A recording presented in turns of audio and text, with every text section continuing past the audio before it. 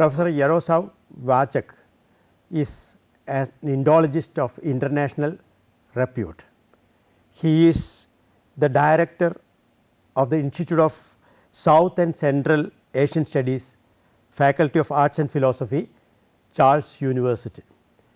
He started his career as a Sanskritist, which he taught for several years. Then he started learning the Mongolian language, which he mastered thoroughly. He is also very proficient in the ancient Tamil language, and he knows Hindi also, apart from half a dozen European languages. Professor Vacek, your mother tongue is the Czech language. The Czech language belongs to the Slavonic group of languages, which is a member of the great Indo-European family of languages. So, how do you look at Sanskrit, Tamil and other Indian languages? How do you feel that they are related to the Czech language? What is your perception of the language spectrum of India? Well, of course, India is a big melt pot of languages and cultures, and what you just mentioned actually is the document of that. Sanskrit, with all the northern Indian languages including Hindi and Marathi and Bengali, they belong to what you called Indo-European as a one branch of Indo-European, and in that they are very close, not exactly, of course you can't understand mutually each other, but they are very close to Slavonic languages, another branch of Indo-European to which Czech belongs, together with Baltic languages. These are two subgroups of one branch. On the other hand, the Dravidian languages, Tamil, Malayalam, Telugu, Kannada and so on, they are another family which is not really related to Indo-European, but which has a special position in the Indian cultural and linguistic context. There have been very old contacts between the Indo-Aryan languages and Dravidian languages, documented on a lot of borrowings, Dravidian borrowings, starting from the Brahmana period, Shatapartha Brahmana especially, which is something, the estimate is 9th to 8th century BC.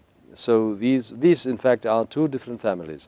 On the other hand, if you take Czech, which is a Slavonic language, so Slavonic languages in many respects have preserved some old features.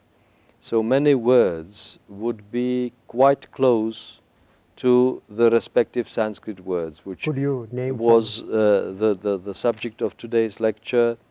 Jana, Janani, Jani, etc., Žena in Czech, or Matar, Mata in Sanskrit. In Czech it would be Mater, a bit old-fashioned, but still used in some contexts.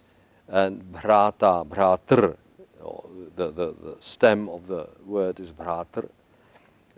In Czech it is Bratr, so you must take care to distinguish. If I say Bhratr, the stem, and then Bratr, which is Sanskrit and which is Czech.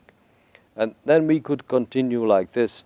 There are many verbs. A beautiful example is the Sanskrit verb pachati, which means, yes, to cook and fry and whatnot. And Czech peče, and the third person is peče, but some of the endings, the suffixes, personal suffixes, are really very close. Sanskrit pachamah would be pečeme in Czech, or pachasi would be pečeš, pachatcha would be pečete, and like that. So that shows that Slavonic languages are really relatively closer to Indo-Iranian, Sanskrit and Avesta, of course, also. than other Indo-European languages. In some respects, of course. In the grammatical system, there are other aspects which are better preserved in Old Greek and things like that. Yeah. In many of the languages, you find some of the survivals of earliest forms. For example, in the Vedic language, in the classical language, you find survivals of the old Indo-European. And maybe in some other Indo-European languages, you may find yet some other, survivals. Oh, yes. That is it. Yeah. There is, you reminded me now of an interesting parallel. Madhu in Czech is med. Med. Yeah. For the bear, in Czech we have medvěd. Medvěd, okay. Which really can be compared with madhvad, the one who eats sweets in the Vedic or something. So, it's a very... really interesting. Yeah. Yes, so though the bear is rickshaw otherwise, That's correct. So it is generally stated by Western Indologists that the discovery of Sanskrit has been really momentous in the cultural history of mankind. In fact, MacDonald once said that it is the next important thing that the Renaissance in the discovery of Europe of its own past. Yeah, so, well, you are very much, what you say is true really, because the discovery of Sanskrit in due time taught European specialists who started dealing with it that there is a way of analyzing language, understanding it, both on the phonetic level and on the grammatical level, which was not there prior to that. So after, say, 1800, after William Jones had his famous lecture in Calcutta, that was a bit earlier, the European linguists started dealing with Sanskrit, started learning the method of analysis, and also the phonetic school, the English phonetic school, in fact, owes much to the Pratishakyas,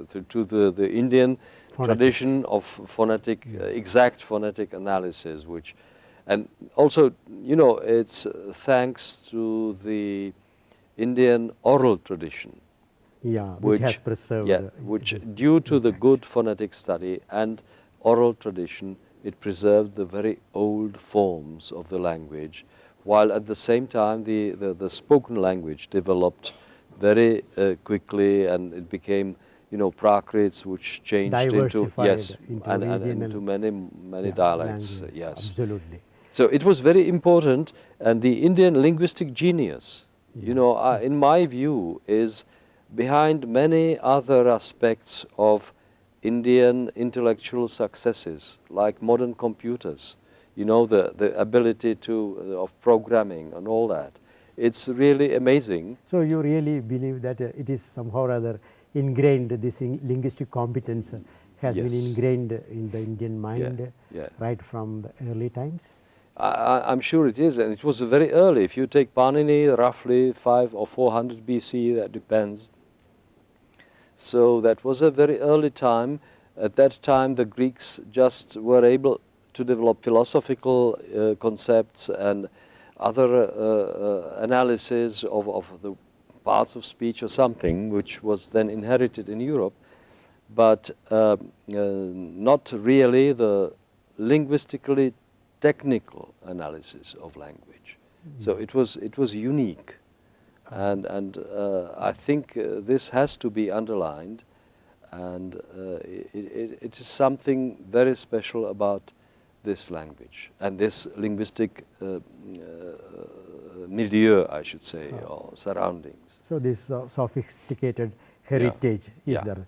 Apart from that, many Western Indologists have spoken about the Renaissance in their own languages, in their own cultures, brought about by the discovery that is the of fact. Sanskrit. Yeah. So do you think that in the Czech language and literature also there was something like that with the inputs received from India?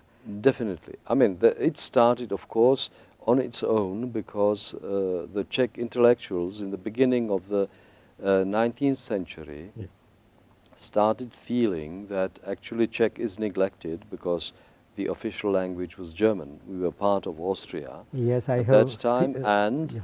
and when they started to sort of collect fairy tales and songs and started showing that the language is very beautiful, effective, communicative, and whatnot.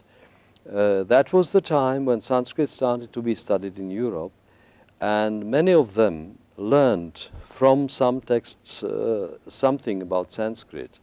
And there is a sort of, now very few